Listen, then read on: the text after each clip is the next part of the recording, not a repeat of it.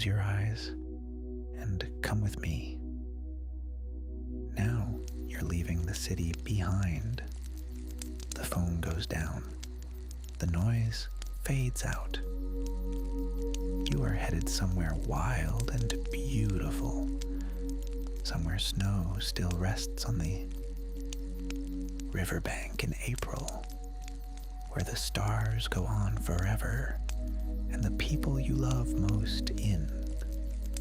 The world is already there, waiting for you around the fire. Before we begin our journey, I want to share the heart behind Sleepbound Traveler. This space was created for adults who long for a moment of peace, a soft landing at the end of a long day. Think of it as your nightly passport to calm, where every story becomes a doorway to rest. If these journeys bring you comfort, consider liking, subscribing, and giving us a comment. It helps us continue creating peaceful escapes for you to enjoy, night after night. Close your eyes for just a moment. Let yourself drift. Let the world outside fall quiet. And when you are ready, just breathe and follow along. There are no alerts to check tonight, no calendars to review, no unfinished items tugging at the edges of your mind. Tonight, you are simply going to be somewhere lovely. You are going to let a story carry you the way a river carries a leaf. Gently, without resistance, simply going where the current goes. Take one more breath. In through your nose, slow and full, feeling your ribs expand, your belly softens, and out. A long, unhurried exhale, like someone opening a window on the very first warm day of spring. Good. That is exactly right. You are completely relaxed now. It is still dark outside when you wake up on this particular April morning. Not the heavy, pressing dark of winter, but the soft, yielding dark that comes just before the world remembers it is spring. The kind of dark that holds its breath right before the birds begin. You have been looking forward to this weekend for weeks, not in an anxious, counting down way, but in the quiet, sustaining way of something you know will be good. The way knowing a good book is waiting on the nightstand makes the whole day a little better. The anticipation has been gentle company, and now the morning is here. Your alarm hasn't gone off yet. You beat it, the way you always do on the mornings that matter. There is a low, pleasant hum of excitement somewhere behind your ribs, quiet and warm, like an ember that has been glowing patiently all night. You lie still for just a moment. The sheets are cool against your arms. Your pillow smells like home. And somewhere in the back of the house, you can already hear the soft, rhythmic clinking of a dog collar. The sound of Tiffany, your chocolate Labrador, turning circles on her bed, already sensing the way dogs always do, that today is not an ordinary day. You smile without meaning to. You get up slowly, rolling to the edge of the mattress, your feet finding the familiar floor. The house is hushed. The kitchen light casts a warm amber glow down the hallway, and you pad toward it in your socks, the floorboards giving the faintest creak beneath you. You put the kettle on, listen to it tick and warm, and lean against the counter with your arms crossed, loosely, just breathing. The world outside the window is indigo and still. Tiffany appears in the doorway, her whole back end wagging with that particular irrepressible joy that only a Labrador can muster at 4 in the morning. Her amber eyes catch the kitchen light and gleam. You crouch down and let her press her warm, heavy head against your chest, and for a moment, you just hold her there. Her fur soft and cool, her breathing slow and steady, her tail sweeping wide arcs across the kitchen tiles. "Good morning, Tiff," you whisper. She lets out one low, contented groan, as though she's been waiting all night to hear those words. By the time the kettle sings, the car's already half packed. You carry things out in quiet armloads. The soft duffel bag, the extra wool blanket, the cooler with the snacks and the sandwiches you made the night before. The April air is sharp and clean when you open the front door, carrying just the faintest trace of something green and new. A suggestion of lilac somewhere down the block. A whisper that the earth is waking up, even if it doesn't quite look like it yet. Tiff trots out ahead of you, sniffing the edge of the porch, circling the front walk with her nose hovering just above the ground, reading the area in that quiet, ancient language that only she understands. You take a slow breath of that cool morning air. The highway unrolls ahead of you like a long, dark ribbon, and you settle into the driver's seat with your travel mug of tea warm between your palms. The heater breathes softly through the vents. The radio is turned low. Something instrumental, something unhurried, something that sounds like it was made for exactly this kind of drive. The stars are still out. Not many, just a few of the brightest ones holding their ground against the slowly lightening sky. And the moon, nearly full, is sitting low and enormous on the horizon ahead of you. Enormous and creamy and impossibly close. Tiff has claimed the back seat entirely, spreading herself out across the folded blanket you laid down for her, her chin resting on the center console so she can be near you.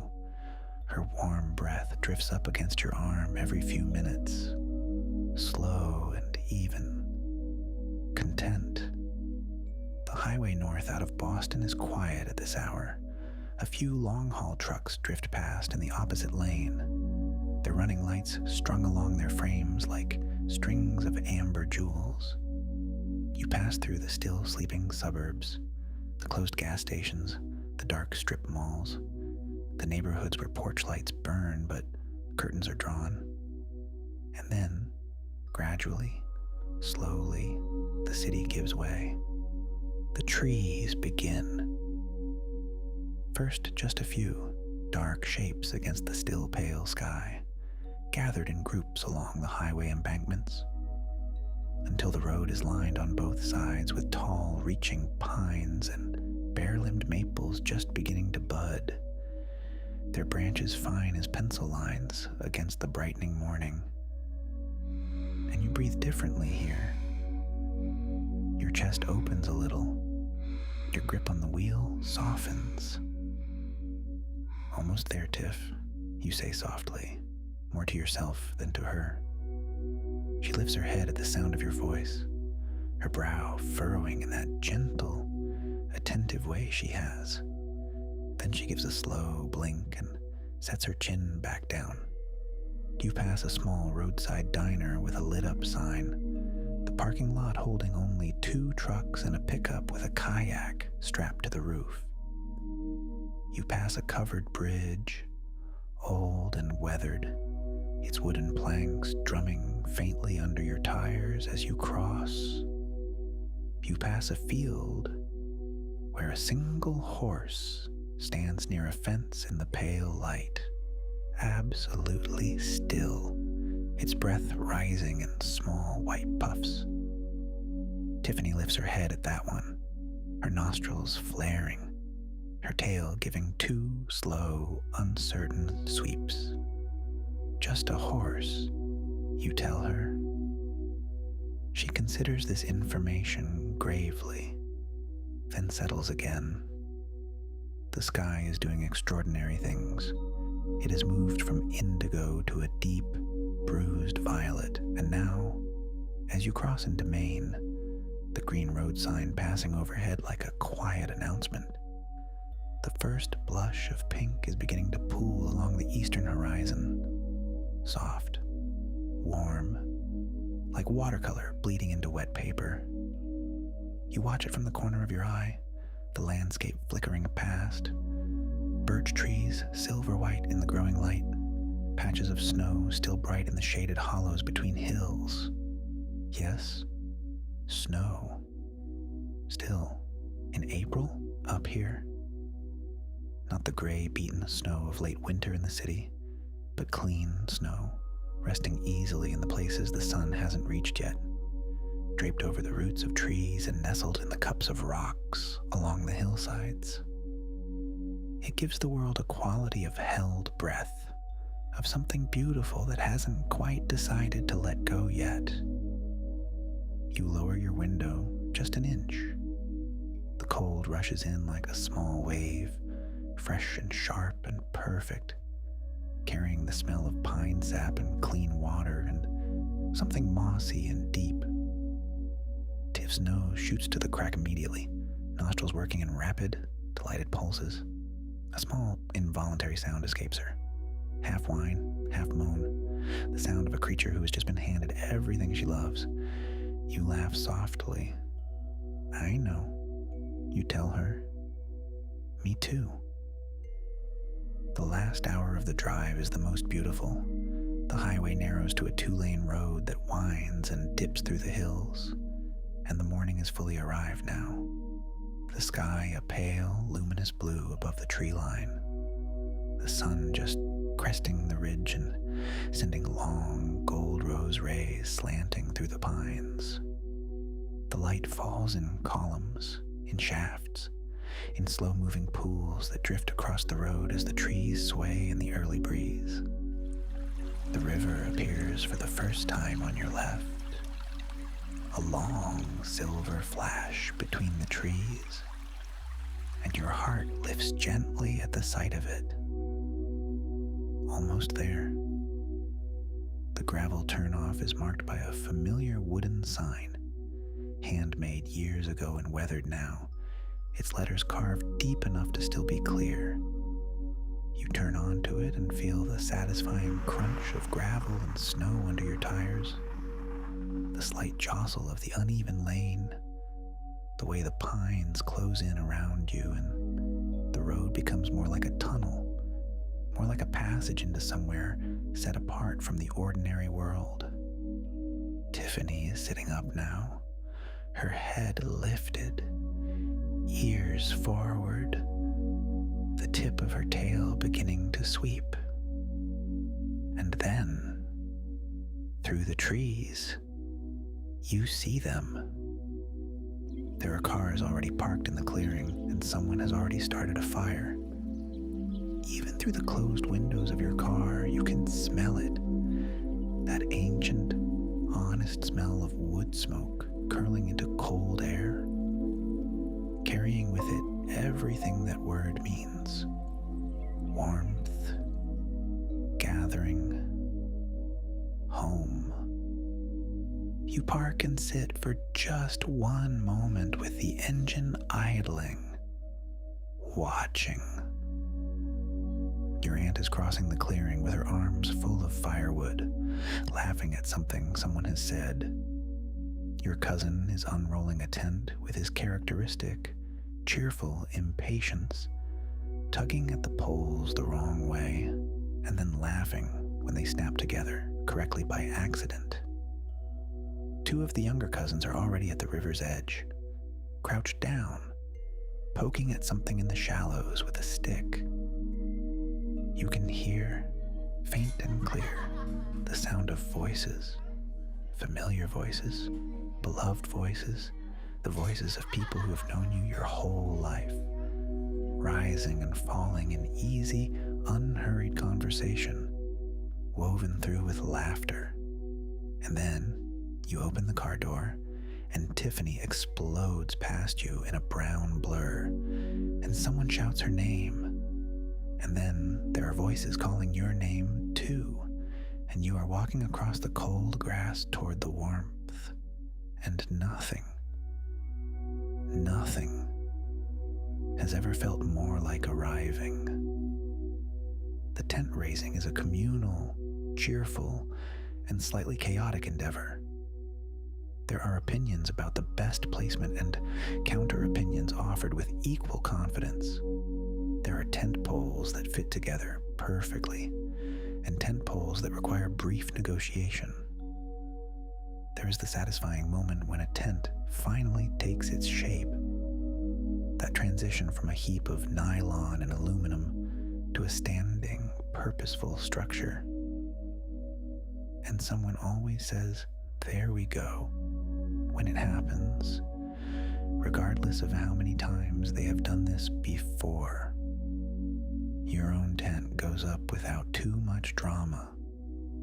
You've done this enough times that your hands know what to do while your mind is free to wander, to look around at the clearing and the river and the mountains visible above the tree line, still white-capped against the April sky, and to feel the specific satisfaction of a campsite being made, of a temporary home being assembled from its parts, of a small claim being made on this beautiful piece of the world for these 2 particular days. While the tents go up, someone starts the fire. You hear it before you see it. The soft whiff of the starter catching, then the small tentative crackling of kindling, then the growing, more confident voice of larger wood beginning to take the heat. By the time your tent is staked and your sleeping bag unrolled inside it, the fire is going well, its warmth reaching across the clearing in a welcome wave. The campsite is exactly as you remembered it, and somehow better. The tents go up one by one throughout the morning, each one claimed, each one positioned just so. Yours goes up close to the river, close enough that you can hear the water from inside. A low, continuous, murmuring sound, like the river talking softly to itself all through the night. The snow is still here, not deep, not oppressive, but present. A soft white underlayer beneath the dry grass, draped in smooth curves over the roots of the old trees, crusted lightly along the bank of the river, where the shade keeps it cold. It makes the whole landscape look like something from a painting, the kind with warm light and long shadows, everything rendered in the particular beauty of a season caught between 2 states. The river runs clear and fast over smooth stones, carrying the last of the snowmelt down from the hills. You stand at its edge for a moment and listen to it. The steady, unhurried rush and tumble of it. The way it catches the morning light in 1,000 small flashes. The occasional deeper note, where it pools briefly before moving on. Tiff wades into her chest without hesitation, looks around with great satisfaction, and then wades back out and shakes herself on your boots. Tiff? She wags. The river has a voice and a distinct smell. Its voice is layered and complex. Not just the rush of moving water, but the lower notes beneath it. The resonance of water passing over stone. The brief silences where eddies slow and turn. The way it changes pitch around the bend where it narrows and quickens. And its smell is the cleanest thing you know. Cold water and wet stone, and something vegetal and alive. The smell of a river in spring, carrying the melt of mountains and the memory of winter, and the promise of green things coming. You breathe it in, Let it fill you. Let the sound of it settle something in you that you didn't know was unsettled, the way certain sounds do. Sounds that go back to something older than conscious memory, something the body recognizes as safe and right and good. Around the fire, your family is settling in. Your uncle has taken up his customary position in the large camp chair closest to the heat, already holding a mug of something steaming and wearing his expression of complete and righteous contentment. Your mother is talking to your aunt with the focused intensity of people who have a great deal to catch up on, and only a weekend to do it. Somewhere someone has brought a small portable speaker, and there is quiet music coming from it. Something easy and unhurried, rising and dissolving into the sound of the fire and the river and the birds beginning to wake in the trees above. You find yourself standing at the edge of the clearing for a moment, just looking. The mountains in the distance hold their snow against the blue sky with a kind of casual authority. The pines sway minimally, just the crowns moving in the light morning air. Their sound a soft, continuous shushing, a sound the world makes when it is comfortable in itself. Two crows call to each other across the river, back and forth, a conversation you cannot translate, but can appreciate for its confidence and cadence. This place, this exact place, in this exact light, on this exact morning. You have been here before, and you will come again, but this particular version of it, with these people and this dog and this sky, exists only now, only once, and you let yourself feel the full gift of that. You pour yourself a mug of hot chocolate from the thermos someone has thoughtfully left near the fire. It is exactly right, not too sweet, deeply warm with a faint richness that settles in your chest, like comfort made tangible. You wrap both hands around the mug and tilt your face up toward the pale April sky and breathe. You are calm. You are relaxed. You are only enjoying your beautiful experience. By mid-morning, the whole group is bundled into jackets and hats and loaded into cars for the short drive to the coast. The whale watch boat is waiting at the dock, a sturdy, broad-beamed vessel with a cheerful blue trim, rocking gently in the harbor.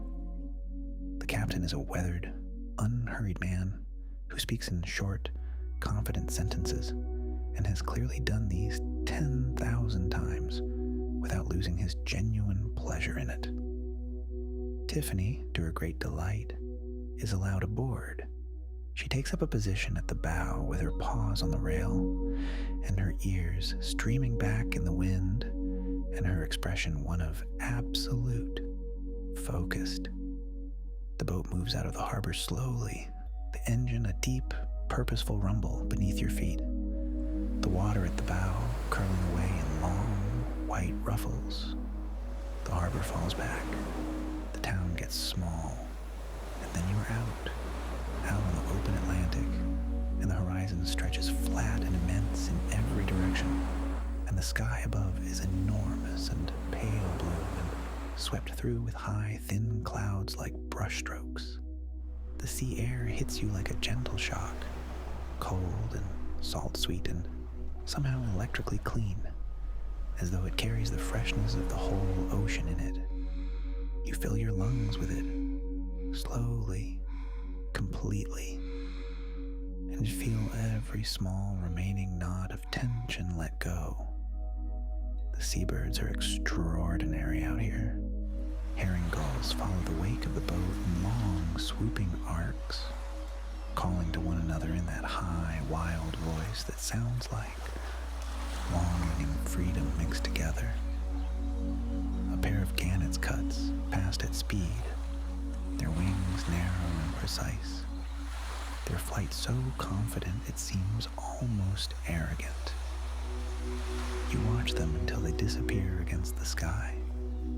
Listen to the sound of the waves lifting and breaking against the hull of the boat, the deep, rhythmic slap and pour of the water, the creaking of the rails, the wind threading through the rigging with a low, musical hum. The whole ocean is in motion beneath you, breathing in and out in its own vast, ancient rhythm. And then, someone shouts. The captain's voice comes over the speaker, calm and certain. Humpback, 2 o'clock, about a quarter mile. Everyone is on the rail. The water ahead is doing something. A slight disturbance, a deepening of the color, and then, with a slow, immense, unhurried grace, the whale surfaces. The great black arc of its back rises from the ocean like a small, dark island appearing from nothing, water streaming from its sides in silver sheets. It breathes, that tremendous sound, the long exhale of something ancient and enormous, a column of mist rising 12, 15 feet into the cold air before the wind tears it gently apart. Nobody speaks. The whale moves forward, its back rising and falling in that long, rolling motion, and then the tail, the great, barnacled, perfectly symmetrical tail, lifts clear of the water. It hangs there for one suspended moment against the sky, dripping, massive, impossibly beautiful. And then it is gone. The sea closes over the place where it was as though it had never been there at all, and everyone on the boat stands in a shared, reverent silence for a long moment before someone exhales and someone else laughs softly, and the magic shifts gently into memory. Your cousin puts their arm around your shoulder. Tiffany is beside you, leaning against your leg, her warm weight steady. You have never felt so content. The boat stays out for another hour after the sighting, moving slowly through the dark blue water, and there are more gifts. A pair of harbor porpoises that appear off the starboard side, arcing through the water in a quick, joyful sequence of dives, their small, dark backs flashing. A dense, floating raft of eider ducks that the boat circles carefully, the ducks barely bothering to paddle out of the way, their dark and white plumage rocking on the gentle swells. And then, just as you are thinking about heading in, a second whale, smaller, maybe a juvenile, surfaces briefly off the bow, breathes once in a low, rushing column of mist, and slides back under without ceremony. On the ride back in, the wind has shifted, coming now from the southwest, carrying the faintest suggestion of warmth.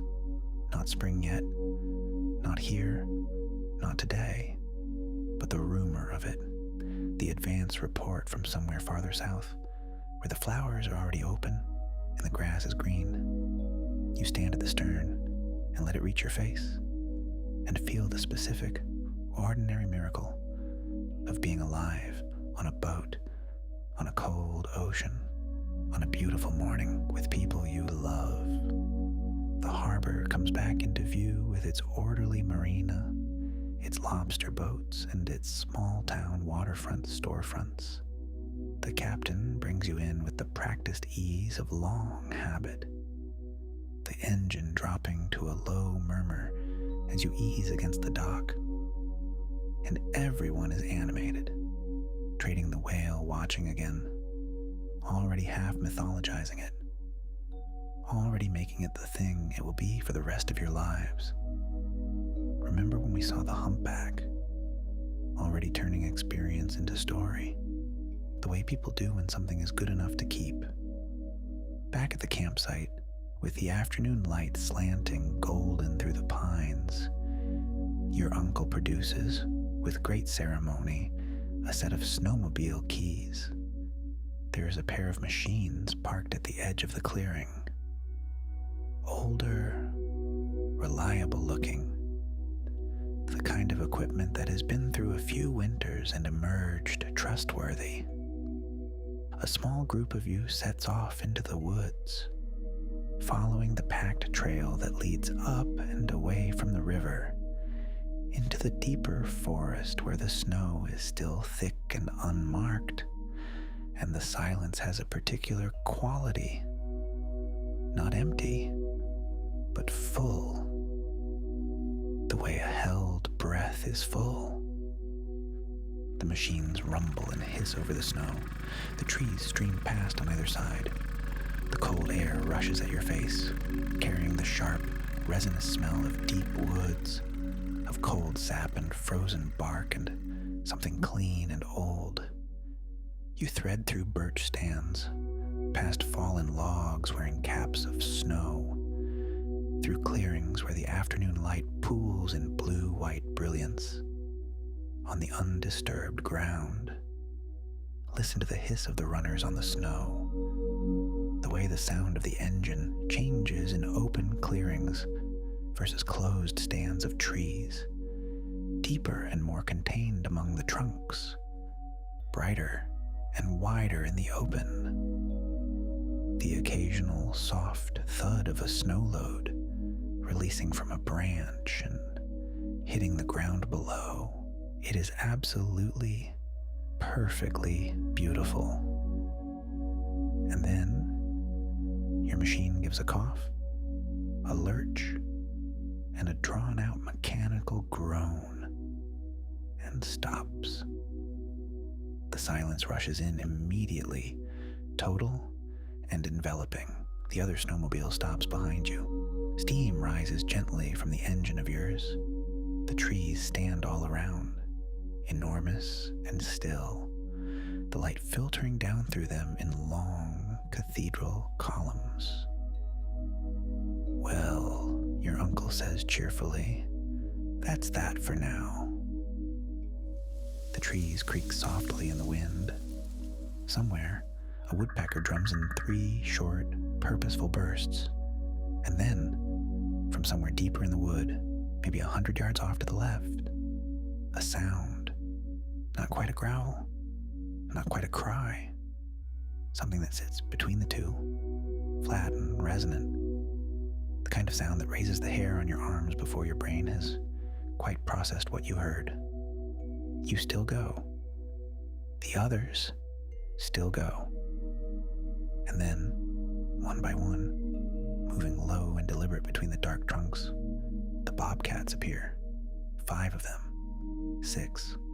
Their spotted coats broken and dappled by shadow, their wide paws absolutely silent on the snow, their eyes pale yellow, luminous, utterly calm, fixed with frank, unsettling interest in your small group.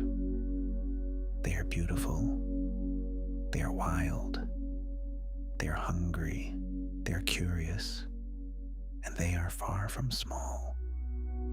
Nobody moves, nobody speaks. You breathe slow and steady, your heart beating loudly in your ears, your whole body on alert, but somehow also, strangely, inexplicably, filled with a deep and wordless awe. One of the bobcats, the largest, probably the female, steps forward at a single pace, her yellow eyes moving from face to face with something that might, in a less predatory creature, be called appraisal. Then she sits. She simply sits down in the snow, wraps her tail around her paws, and regards you with an expression of profound, ancient indifference. After a long moment, she rises, turns and walks back into the trees. One by one, the others follow, dissolving back into the shadows until there is no sign they were ever there, only a set of clean, soft paw prints in the snow, already beginning to fill with the shadows of late afternoon. Your uncle lets out a long, slow breath. "Well," he says again, "that was something." Everyone is a little shaky, a little wide-eyed, a little lit up from the inside, the way you feel after a close encounter with something genuinely wild, something that reminds you that the world is larger and stranger and more alive than you remember. No one was harmed. No one was threatened. Not truly. Only awakened. Briefly, gently, in the best possible way. You walk back through the woods in the growing afternoon cold, following the snowmobile tracks, trading quiet comments and occasional laughter. The story of the bobcats already becoming legend. Someone will call it the time we got surrounded by bobcats and narrowly survived. The bobcats multiplying slightly, the tension deepening retroactively until eventually it will be the most dramatic thing that ever happened to any of you.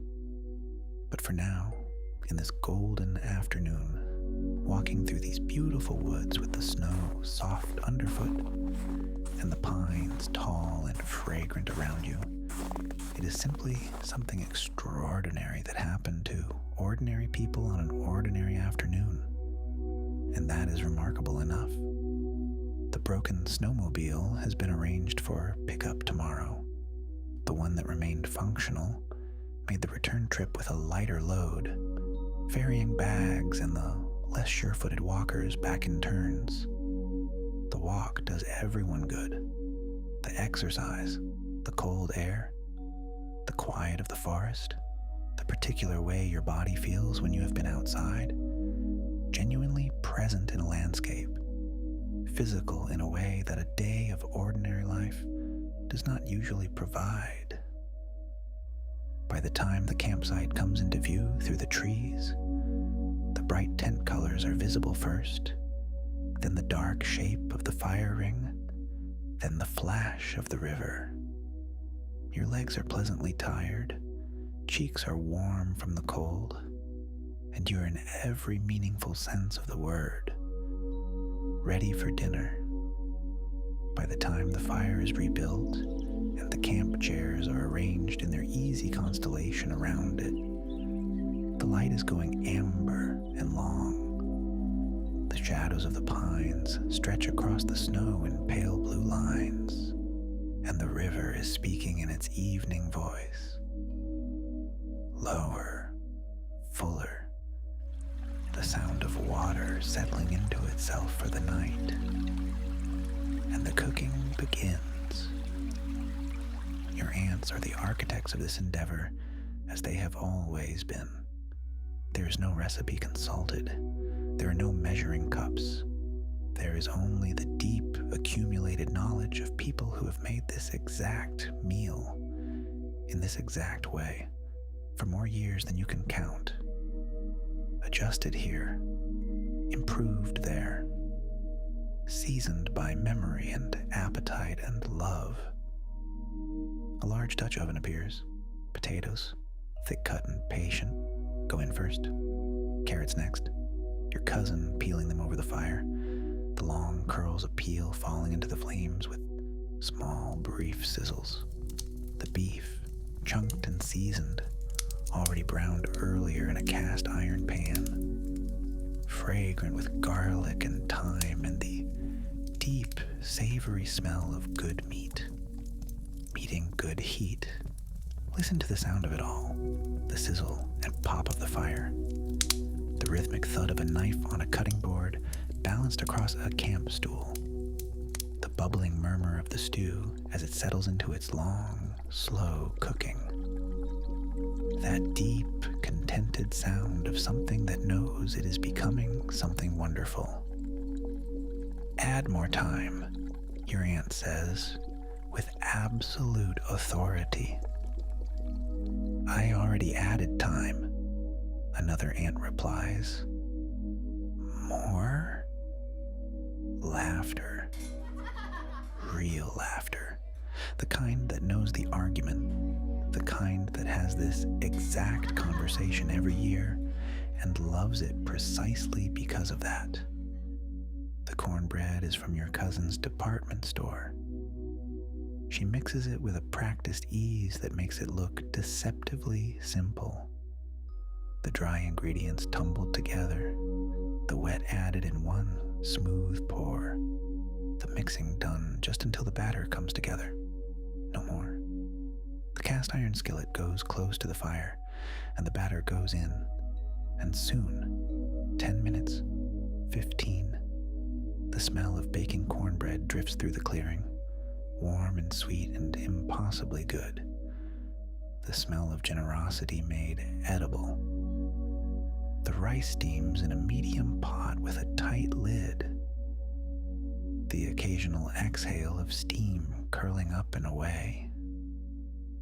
Someone has brought butter, the real kind, the kind that softens to gold on a hot surface and smells like something uncomplicated and true. While the stew works its slow, fragrant magic, the stories begin. Your grandmother's recipe for Sunday gravy, which nobody has ever been able to replicate exactly. The camping trip 10 years ago when the cooler fell in the river and the butter floated away. The legendary corn on the cob incident of an undetermined summer past, which everyone remembers differently and therefore finds endlessly amusing. Your aunt's solemn conviction that the secret to any good stew is patience and one unexpected ingredient that she will not disclose. What is it? Someone presses. Secret. She smiles serenely. You sit in the circle of the fire, your boots warm, your hands wrapped around your hot chocolate, Tiffany stretched across your feet like a comfortable, voluntary rug. The smell of the stew deepens and develops around you. Thyme and garlic and slow-cooked beef, the earthy sweetness of carrots, the round, filling comfort of potato. The cornbread comes off the fire golden brown and perfect. The rice is fluffed and warm. When the bowls are passed around, the clearing goes briefly, appreciatively quiet. The kind of quiet that only a truly good meal can produce. The quiet of people whose bodies have been cold and well exercised and are now being offered exactly what they need. The stew is rich and thick, deeply seasoned, the beef tender enough to fall apart at the nudge of a spoon. The cornbread crumbles in a way that is somehow both satisfying and entirely worth the mess. The rice provides its quiet, reliable comfort beneath everything.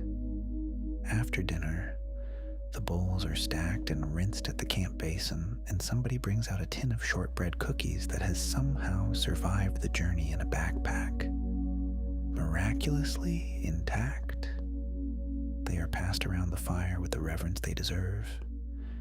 Someone produces a thermos of something that smells of cardamom and warm milk, and it is poured into small tin cups and handed around without ceremony, and it is one of the best things you have ever tasted.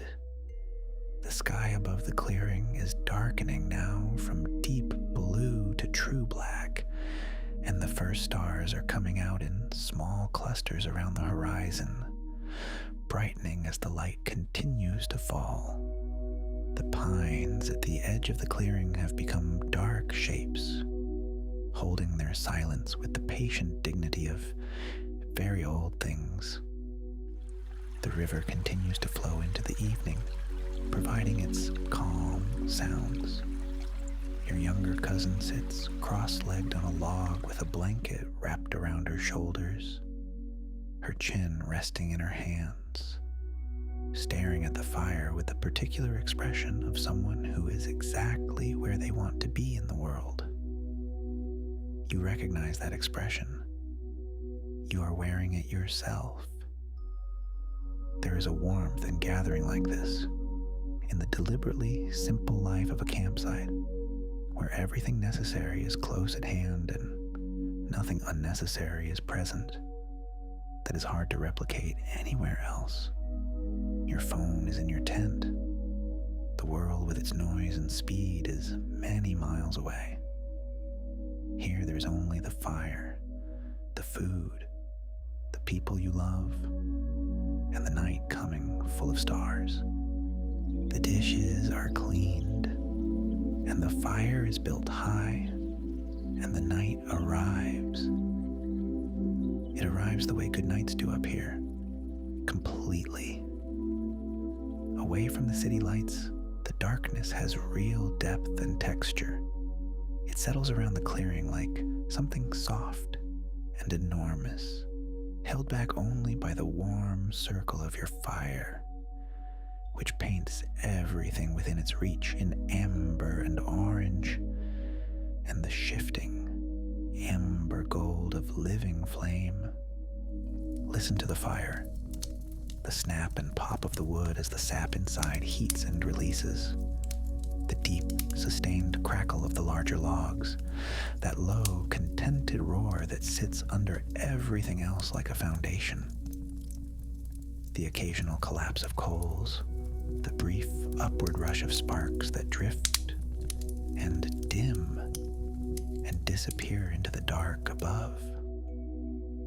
You look up, and the stars are overwhelming, not the few brave ones that manage to shine through city light, but all of them, the full, uncountable depth of them, the Milky Way spread across the center of the sky like something spilled, luminous and faintly blue-white, with the great dark rifts of interstellar dust running through it like rivers.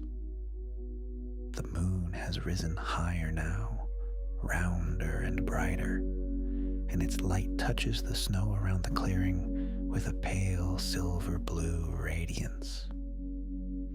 Every face around the fire is beautiful in this light. You look at them, your family, your beloved, familiar people, and feel something in your chest that is too large, too warm, and too complete for any single word to hold. You think about what it means to have people like this. People who show up year after year, who pack their cars and drive for hours, who carry firewood and argue good-naturedly about time and pass cookies around without keeping score. You think about all the years this has been happening, the thread of it, running back through time to when you were small, when these same people were younger, when the fire was built in the same place, the river ran the same way, and the stars above were the same stars. There's a kind of love that expresses itself not in grand gestures, but in repetition, in showing up, in the accumulated weight of all the times someone chose to be here rather than somewhere else. You feel the full weight of it tonight, sitting here in the firelight with your family around you and your dog at your feet and the stars overhead. And it is a good weight. It is the kind of weight that holds you rather than burdening you. Tiff has repositioned herself between your feet and your grandfather's feet, distributing her warmth with diplomatic equality. Her chin rests on your grandfather's boot. He reaches down absently and scratches behind her ear. And then your grandfather clears his throat. Everyone goes a little quieter, because your grandfather clearing his throat around a fire at night means exactly one thing. A story is coming. He leans forward in his chair, the firelight catching the deep lines of his face, and begins. You know, he says, in that slow, low voice of his. I've been coming to this exact stretch of river since I was maybe 12 years old. My own grandfather brought me the first time, and I want to tell you about something that happened to me here. Not last year, not recently, but a long time ago now. Long enough that I've had time to decide what I think it was, though I'll let you make up your own minds. He pauses. The fire crackles. It was late autumn that year. October, I think. Maybe early November. I was 19, and I'd come up here alone, which my mother did not approve of, for the record, with my tent and my gear, and a paperback novel I never ended up reading. The leaves were down, the trees were bare, the river was running high and loud from the fall rains, and the nights were very cold, and very dark, and very, very long. He pauses again. Around the fire, no one moves. On the second night, I woke up. I don't know what time it was. Maybe 2, maybe 3 in the morning. I woke up for no reason I could identify. No sound I could point to. Just awake, alert. The way you get when something is different, even before you understand what it is. I lay still and listened. The river, the wind, nothing else. But the feeling didn't go away. It was the feeling of being watched. Not the vague, maybe nothing feeling you get in an unfamiliar place. Something more specific than that. Something directional. Something that knew exactly where to look. I got up, slowly, quietly, and unzipped the tent, and there, on the other side of the river, maybe 40 feet from where I was standing, there was a light. He holds up a single finger. One light, just sitting there, about chest height, maybe 6 inches across, pale yellow-white, not moving, not flickering the way a lantern flickers, just steady, waiting. Silence around the fire. The logs shift. A column of sparks lifts and disperses. I watched it for a long time. I'm not going to tell you I wasn't afraid, because I was. My heart was going, but I wasn't the kind of afraid that makes you run. I was the kind that makes you stand very still and pay very close attention. The light didn't move toward me. It didn't move at all. After a while, maybe 5 minutes, maybe 15, time gets strange in those moments. It simply wasn't there anymore. I didn't see it go. I was watching, and then I blinked, and it was just gone. The only thing you see are the trees on the other side of the river, the water, the dark, and nothing else. He leans back in his chair. I went back to bed. I didn't sleep for a while, but eventually I did, and in the morning the sun came up, and the birds sang, and the river ran, and everything was exactly as it should be. He takes a slow breath. I went across to the other bank, of course, in the daylight, found the place where the light had been, or where I thought it had been, and there was nothing there, not even a print in the mud. He smiles slowly, looking into the fire. 40 years I've been thinking about that light. I've heard all the explanations, ball lightning, swamp gas, someone with a lantern across the water.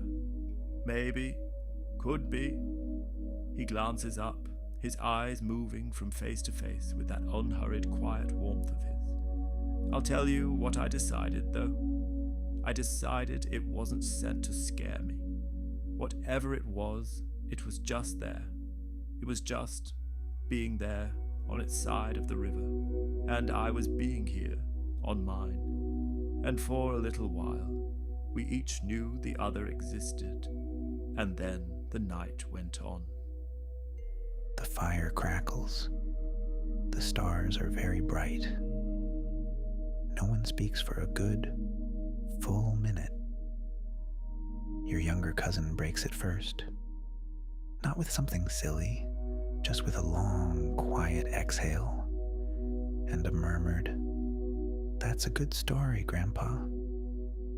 All my stories are good stories, he says serenely, and everyone laughs. And the moment opens back up into warmth and ease, but gently, not breaking the particular quality of the evening, just softening it a little, like turning down the wick of a lamp. One by one, slowly in the way of pleasant evenings, people begin to drift. Your aunt says her good nights with a warmth that is entirely herself. Your cousins disappear into their tents in pairs and small groups, their voices dropping as they go, growing softer and more intermittent until they are quiet all together. The fire burns lower. The logs it was built on are mostly coals now, a deep, steady orange red, giving off their heat in long, peaceful waves. You sit in your chair a little longer.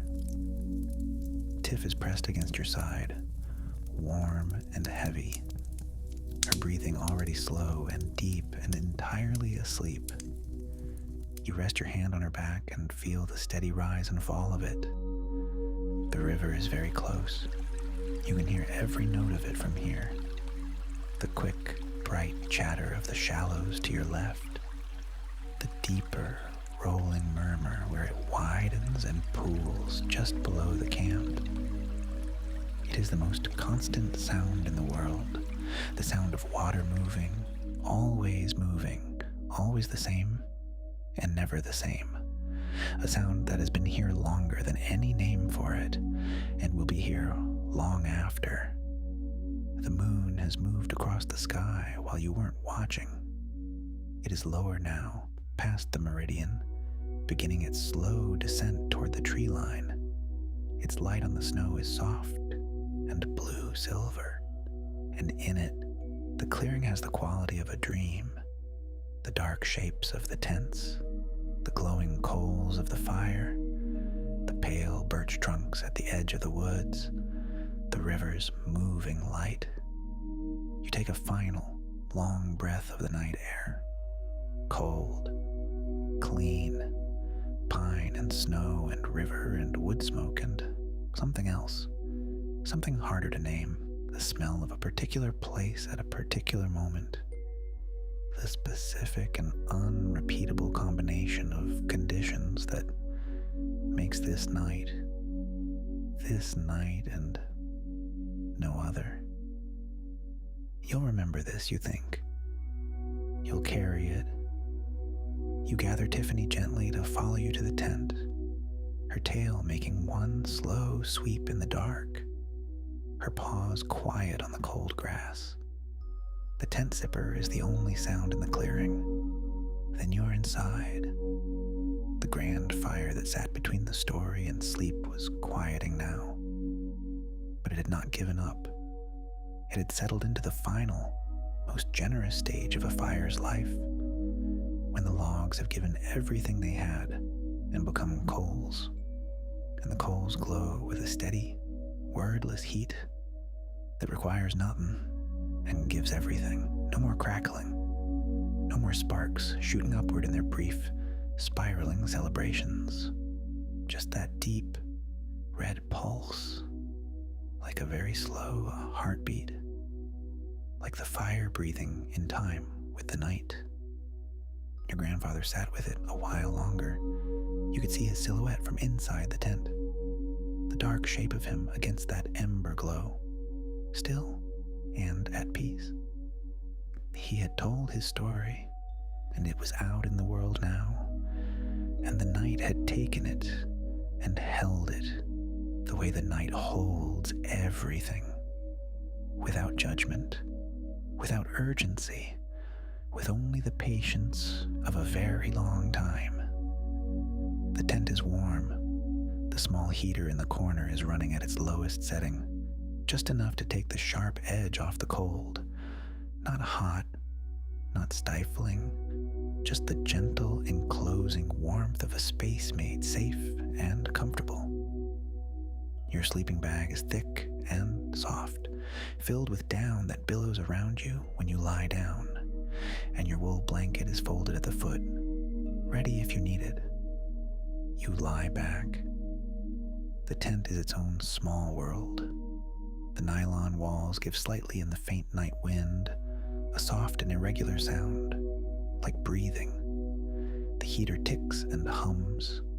The lantern, turned all the way down, gives just enough light to see the familiar shapes of your bag and your pillow and Tiff on her blanket, curled now into that perfect, economical circle that dogs make when they are completely content. You let your body settle into the sleeping bag. Feel the down compress and reshape around you. Your feet find a warm pocket at the bottom. Your shoulders release the last of their held tension against the soft give of the mattress pad. Your jaw unclenches. Your hands open from their light fists and lie flat, relaxed, warm. Breathe. Simply breathe. The river is very close. From inside the tent, it fills the whole auditory space. Not loudly, not obtrusively, but completely. The way a background becomes a presence. The way something you stop noticing becomes something you cannot imagine being without. It is complex and simple at once. Individual notes of water moving over individual stones, braided together into something continuous and whole. A sound that has no beginning and no end.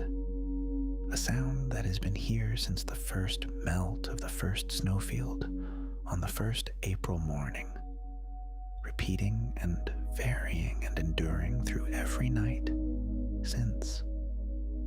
You listen to it. You let it move through you. You let the edges of your thoughts begin to soften, the way the edges of things soften when the light is very low, not disappearing, just becoming less distinct, less separate, merging gently into one another and into the quiet. Tiffany circles twice on her blanket in the way that she always has and always will, then collapses with a sigh of total satisfaction. Her warmth presses against your leg. Her breathing slows immediately, as though she has simply decided to stop being awake and done so without complication or fuss. You smile in the dark. You let your eyes go soft. Let the stars above blur gently at their edges. Let the sounds of the river and the night and the sleeping world around you become something less heard and more felt. A vibration, a presence, a gentle and continuous reassurance that the world is turning, that the river is running, that the stars are doing their ancient, patient work, and that here, in this tent, on this night, you are held. There's nothing left to solve tonight. There's nothing left to plan. The day was full, beautifully, completely full, and it was done, and it was good. And there will be more good things tomorrow. But tomorrow is not here yet. Right now there is only this tent, this warmth, this sound. Let your mind drift. Let it go where it wants to go, the way a leaf goes where the current takes it. Down the river, past the roots of trees, into quieter water, into stillness, into the soft and soundless place that waits on the other side of wakefulness. Let the river carry your thoughts now. Let the snow hold the world softly in its arms. There's nothing left to do. Nowhere left to go. Just rest